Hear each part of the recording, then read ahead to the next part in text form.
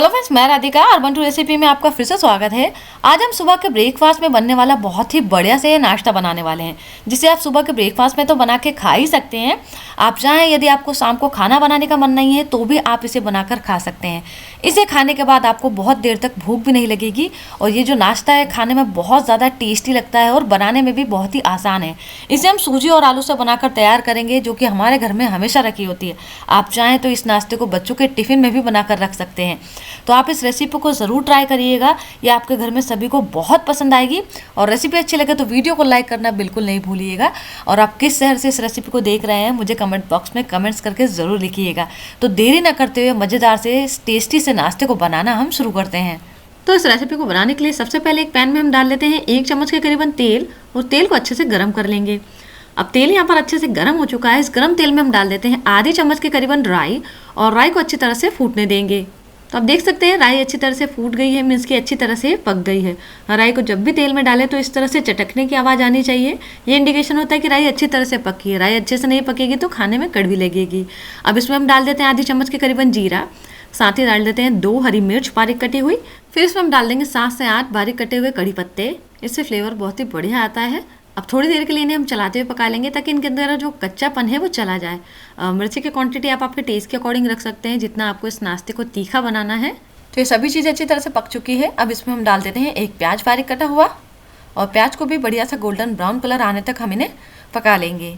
यदि आप प्याज नहीं खाते हैं तो प्याज स्किप कर सकते हैं। बिना प्याज के भी आप ये नाश्ता बनाएंगे तो भी नाश्ता खाने में बहुत ही ज़्यादा टेस्टी लगेगा। तो आप देख सकते हैं यहाँ पर प्याज में बढ़िया सा गोल्डन ब्राउन कलर आ चुका है। बिल्कुल बढ़िया तरीके से प्याज जो है वो पक गए हैं। अब इसमें हम डाल देंगे 1 चम्मच के करीबन खड़ा धनिया, जिसे मैंने हल्का सा रब कर लिया है, जिससे कि ये 2 पार्ट में डिवाइड हो गए हैं। इससे बहुत ही बढ़िया टेस्ट आता है, तो इसे ज़रूर डालिएगा। और अब इसमें हम डाल देंगे आधी चम्मच के करीबन हल्दी पाउडर, आधी चम्मच डाल देते हैं लाल मिर्च पाउडर। इसकी क्वांटिटी आप आपके टेस्ट के अकॉर्डिंग रख सकते हैं, आपको नाश्ते को जितना तीखा बनाना है। आधी चम्मच डाल देते हैं नमक, नमक भी आप आपके स्वाद के अनुसार ऐड कर सकते हैं। अब सारे मसालों को हम इस तरह से थोड़ी देर के लिए चलाते हुए पका लेंगे। बेसिक से मसालों का ही मैंने यहाँ पर इस्तेमाल किया है, जो हम रोज़ हमारे घर में खाना बनाने के लिए इस्तेमाल करते हैं। कोई स्पेशल मसाला डालने की ज़रूरत नहीं है। तो मैंने कुछ सेकंड के लिए इस तरह से इन्हें चलाते हुए पका लिया है। अब मैंने यहाँ पर 2 से 3 मीडियम साइज़ के उबले हुए आलू लिए थे, जिन्हें मैंने इस तरह से मैश कर लिया है। इसे हम इसके अंदर डाल देंगे और मसाले के साथ में अच्छी तरह से मिक्स कर लेंगे। और 3 से 4 मिनट के लिए इस तरह हम मसाले के साथ में चलाते हुए भूनेंगे, ताकि सारे मसालों का फ्लेवर जो है वो आलू के अंदर चला जाए। और साथ ही हम इस तरह से आलू को थोड़ा सा मैश भी करते जाएंगे, ताकि जो थोड़े बहुत बड़े टुकड़े दिखाई दे रहे हैं वो भी अच्छे से मैश हो जाएं। आप चाहे तो यहाँ पर आलू के कद्दूकस कर भी यूज़ कर सकते हैं। आलू के बड़े टुकड़े बिल्कुल भी नहीं रहना चाहिए इसके अंदर। तो आप देख सकते हैं मैंने यहाँ पर अच्छी तरह से आलू को पूरे मसाले के साथ में मिक्स कर लिया है और 3 से 4 सेकंड के लिए चलाते हुए पका लिया है। तो बिल्कुल बढ़िया तरीके से है जो आलू का मसाला है रेडी हो चुका है। अब बढ़िया सा चटपटा टेस्ट लाने के लिए मैं इसमें डाल रही हूँ आधा नींबू का रस। तो मैंने यहाँ पर आधा नींबू ले लिया है, इसे हम इस तरह से इसके अंदर निचोड़ देंगे। यदि आपके पास नींबू नहीं है तो आप यहाँ पर चाट मसाला डाल सकते हैं, आमचूर पाउडर ऐड कर सकते हैं, उससे भी बढ़िया सा चटपटा टेस्ट आता है। अब इसमें हम डाल देंगे थोड़ी सी हरी धनिया बारीक कटी हुई। यदि आप इस नाश्ते को बच्चों के लिए बना रहे हैं तो इसमें पनीर वगैरह ऐड कर सकते हैं। बच्चों को पनीर चीज़ वगैरह बहुत ही पसंद आता है। अच्छे से मिक्स कर देंगे सभी चीज़ों को। अब गैस को हम बंद कर देंगे और इसे अच्छी तरह से ठंडा होने देंगे। और जब तक आलू का मसाला ठंडा हो रहा है हम आगे की तैयारी कर लेते हैं। अब मैंने यहाँ पर ली है आधा कप के करीबन पोहे। तो आप पोहे अभी कोई भी क्वालिटी के भी ले सकते हैं, पोहे 2-3 क्वालिटी के आते हैं। इसे हम डाल लेते हैं मिक्सर जार के अंदर, क्योंकि हमें यहाँ पर पोहे को ग्राइंड करना है। तो आप मोटे पोहे या पतले पोहे, जो भी क्वालिटी के पोहे आपके पास हैं, आप उसका यूज़ कर सकते हैं। आप जार का ढक्कन लगाकर इसको हम पीस लेंगे और कुछ इस तरह से रेडी करेंगे। अब मैंने यहाँ पर लिए है 1 कप के करीबन सूजी, जिसे रवा भी कहा जाता है। और मैंने यहाँ पर बारीक वाली सूजी ली है, आप मोटी बारीक कोई भी सूजी ले सकते हैं जो आपके पास अवेलेबल हो। इसे भी हम पिसे हुए पोहे के पाउडर के साथ में ऐड कर देते हैं। सूजी पोहे से जो नाश्ता बनता है बहुत ही झटपट बनकर रेडी होता है और खाने में बहुत ज़्यादा टेस्टी लगता है। इसे बनाने के लिए तेल का यूज़ भी बहुत ही कम होता है। अब इसमें हम दही डाल देते हैं। तो 2 से 3 चम्मच के करीबन इसमें हम दही ऐड करेंगे। और दही एकदम ज़्यादा खट्टा नहीं होना चाहिए। तो मैंने जो दही यहाँ पर यूज़ किया वो ज़्यादा खट्टा नहीं है।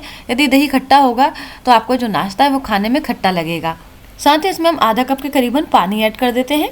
अब जार का ढक्कन लगाकर इसको हम पीस लेंगे और इसका एक पेस्ट रेडी करेंगे।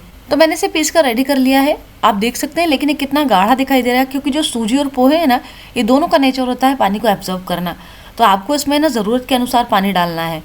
तो अभी ये बहुत गाढ़ा है तो मैं इसमें थोड़ा पानी और डालकर इसे ग्राइंड करूँगी। यदि एकदम ज़्यादा पानी डाल देंगे तो ये बैटर जो है पतला हो जाएगा, इसलिए सिर्फ ज़रूरत के अनुसार डालें कि हमें सिर्फ बैटर की हम कंसिस्टेंसी को बराबर कर सकें, क्योंकि आप जितना पानी डालेंगे सूजी और पोहा है वो पानी को एब्जॉर्व करते चले जाएगा। तो बिल्कुल परफेक्ट यहाँ पर ये बैटर रेडी हो चुका है। अब इसके अंदर हम डाल देंगे आधी चम्मच के करीबन खाने का सोडा यानी कि बेकिंग सोडा, और साथ ही इसमें हम डाल देंगे आधी चम्मच के करीबन नमक। तो नमक भी आप आपके स्वाद के अनुसार ऐड कर सकते हैं। अब बिल्कुल थोड़ा सा हम इसमें पानी ऐड करेंगे और वापस ऐसे एक बार ग्राइंड कर लेंगे ताकि नमक और जो खाने का सोडा है वो अच्छी तरह से पूरे बैटर के अंदर मिक्स हो जाए। तो आप देख सकते हैं बिल्कुल बढ़िया तरीके से यहाँ पर जो बैटर है ये रेडी हो गया है।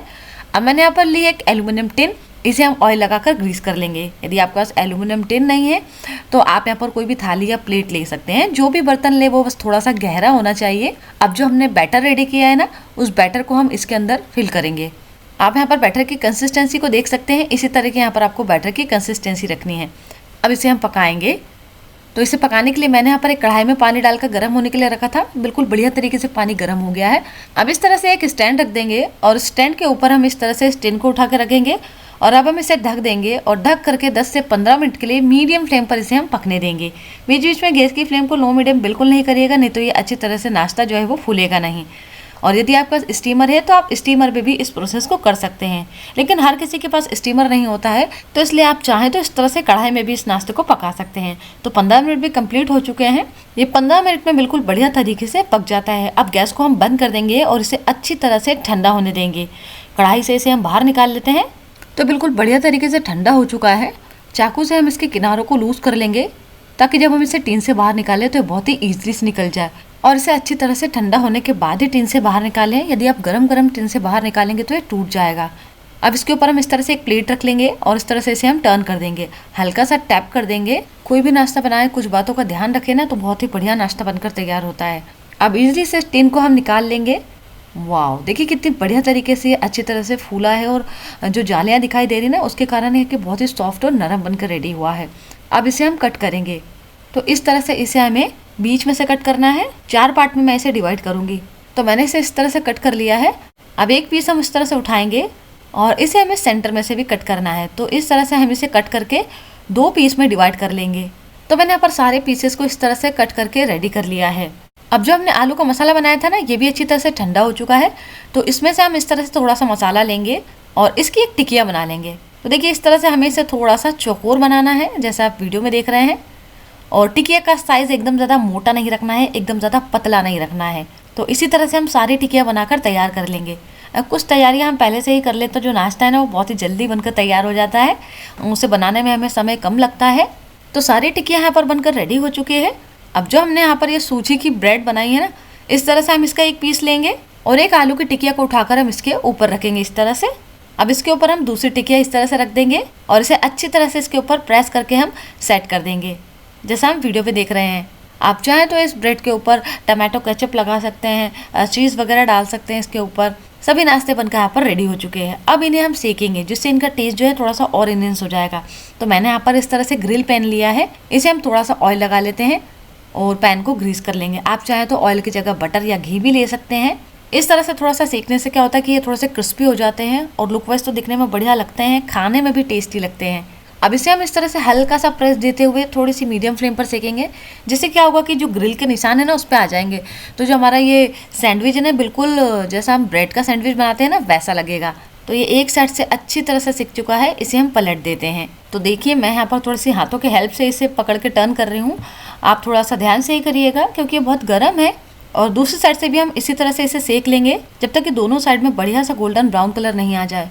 तो देखिए मैंने यहाँ पर इस तरह से इसे पलटते हुए दूसरे साइड से भी सेक लिया है। अब इसके जो साइड्स के किनारे हैं उसे भी हम अच्छी तरह से सेक लेते हैं। तो थोड़ा सा हम इस तरह से इसे टर्न कर देते हैं और चारों साइड से इसी तरह से इन्हें टर्न करते हुए हम सेक लेंगे ताकि ये चारों साइड से बिल्कुल बढ़िया तरीके से क्रिस्पी हो जाए। देखिए मैंने यहाँ पर इसे चारों साइड से पलटते हुए सेक लिया है। तो ये लीजिए यहाँ पर बिना ब्रेड का बढ़िया सा सैंडविच बनकर रेडी हो गया है। आप एक बार इसे ज़रूर बनाइएगा, आपके घर वालों को बहुत पसंद आने वाला। रेसिपी अच्छी लगे तो वीडियो को लाइक करना बिल्कुल नहीं भूले। तो अब फिर मिलेंगे एक नई रेसिपी के साथ। Thank you friends, you watching my video.